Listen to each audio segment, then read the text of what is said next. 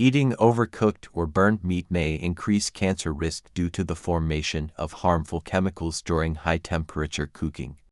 When meat is grilled, fried, or charred, compounds such as heterocyclic amines HCAs and polycyclic aromatic hydrocarbons PUHs can form. These substances have been linked to DNA damage in laboratory studies. The risk isn't about eating meat itself, but how it's cooked. Cooking at lower temperatures, avoiding charring, flipping meat frequently, and using marinades can significantly reduce the formation of these compounds. Smart cooking choices help protect your health because nutrition is about both what you eat and how you prepare it.